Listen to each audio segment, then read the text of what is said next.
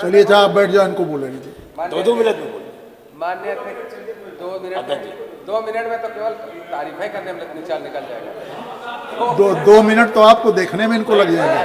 2 minute तो हमारा खन्ना जी चले जाएंगे।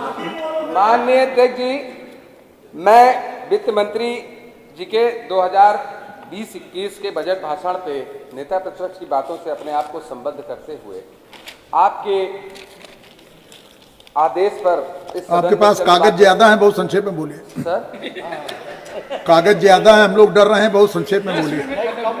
पर 10 मिनट दे दीजिएगा हुजूर। 10 मिनट नहीं, 4.5। अच्छा, जैसी आपकी कृपा, हमारे तो आप ही तो अध्यक्ष है। 4 मिनट पर हम माननीय अध्यक्ष जी, मैं कुछ सुझाव सरकार को देना चाहता हूं, नेता प्रतिपक्ष की बातों से अपने आप को संबद्ध भी करना चाहता हूं।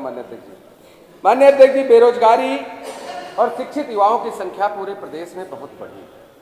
इसमें 100 करोड़ रुपए का कौशल विकास योजना के तहत जो बजट किया गया है, मेरे हिसाब से वो कम है।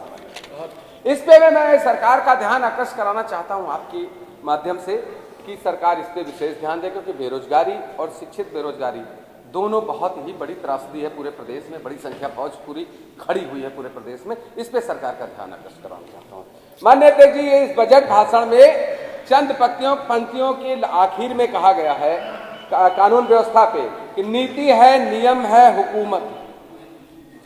माननीय अध्यक्ष जी, नीति है, नियम है, हुकूमत है, और मेरे हिसाब से दहशत है, डर है, मायूसी है, उदासी है, भय है केवल अपनी बात कहने में।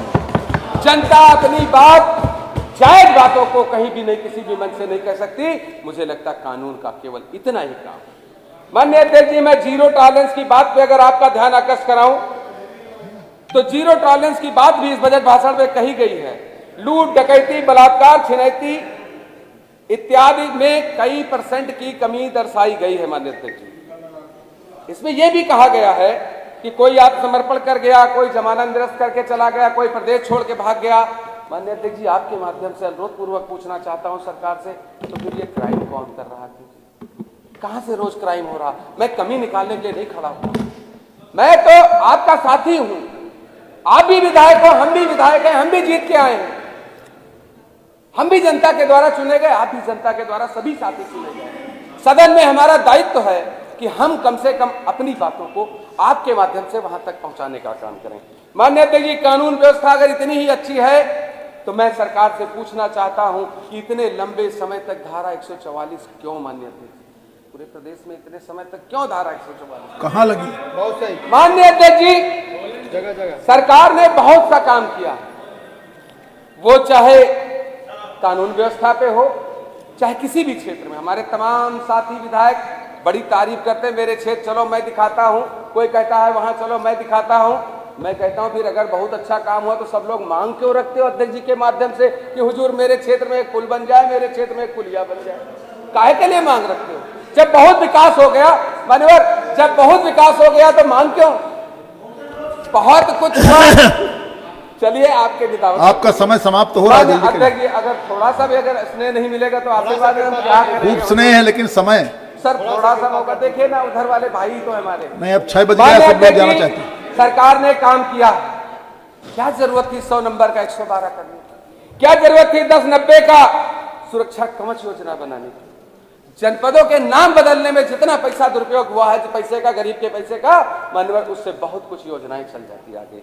मैं इसी प्रकार से आपका ध्यान, कि आपके माध्यम से सरकार का ध्यान आकर्षित कराना चाहता हूं। माननीय अध्यक्ष जी, स्वास्थ्य के क्षेत्र में कहा गया कि मात्र मृत्यु दर में कमी आई, बहुत अच्छी बात है, बधाई के पात्र है सरकार।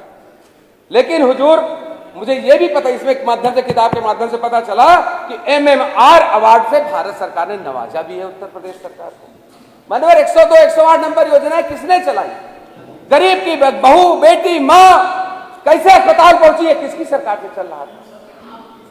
102 नंबर कब से चल रहा है? तो अब आप समाप्त करिए। हमने स्वास्थ्य, थोड़ा सा अपने क्षेत्र के बारे में कहते तो बहुत, आप क्षेत्र वाली कहीं नहीं रहे हो। हुजूर थोड़ा सा तो क्षेत्र वाले जल्दी, अध्यक्ष हम कहाँ बोलते हैं? हम हैं, आप हमारे प्रिय। अध्यक्ष जी, अगर स्वास्थ्य के क्षेत्र में, मैं अपने क्षेत्र की बात पे आ रहा हूँ अध्यक्ष, अगर स्वास्थ्य के क्षेत्र में सरकार इतनी ही गंभीर होती तो मेरे बाराबंकी शहर में 100 बेड का महिला मैटरनिटी विंग बना है और 2016 से बना खड़ा है 8 मंजिल।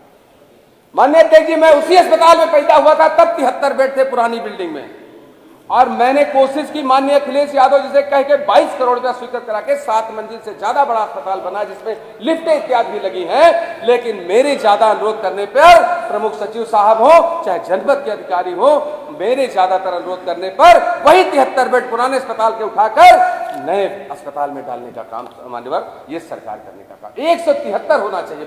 22 करोड़ किसका रुपया था? ये जनता का रुपया था। केवल 73 बेड मान्यवर, वही 73 जब हम पैदा हुए थे, हम उसी अस्पताल में पैदा हुए थे मान्यवर। क्यों ऐसा क्यों?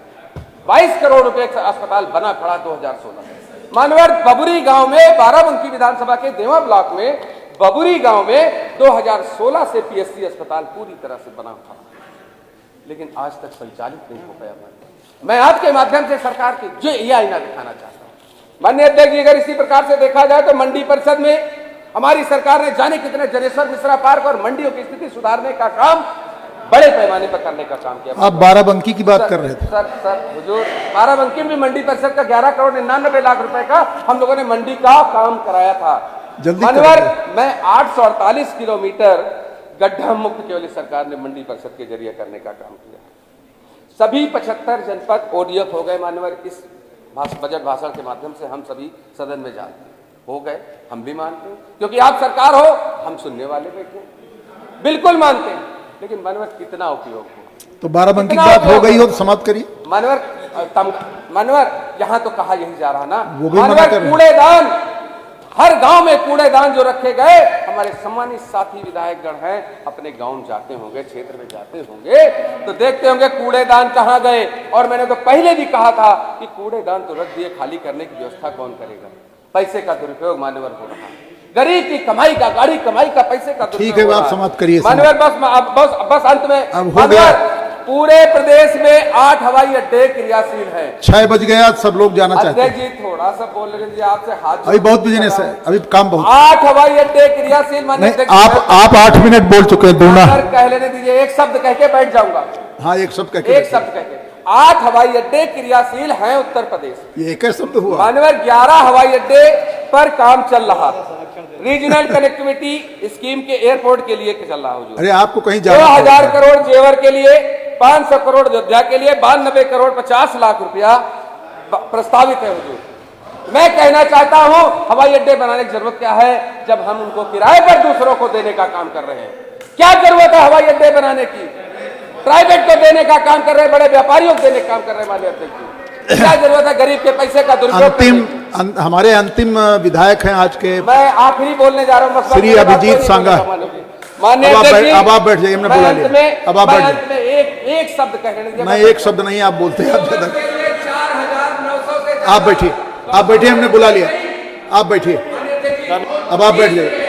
आप कृपा पूर्वक बैठ जाइए। आप कृपा पूर्वक बैठिए। वो नए बोलने दीजिए, वो युवा विधायक है।